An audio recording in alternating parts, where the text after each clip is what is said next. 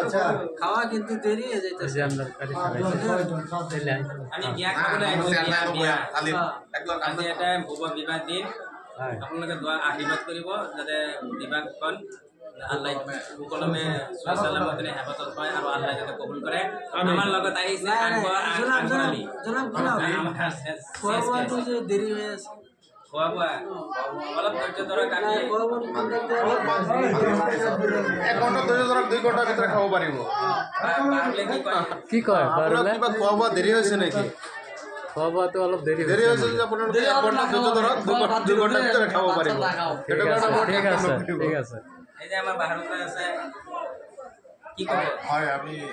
দলৈগাঁও বিয়াত আহিছো বৰ্তন দলৈগাঁও বিবাহটো বলা হৈছে না কামনা কৰো আমি ঠিক আছে।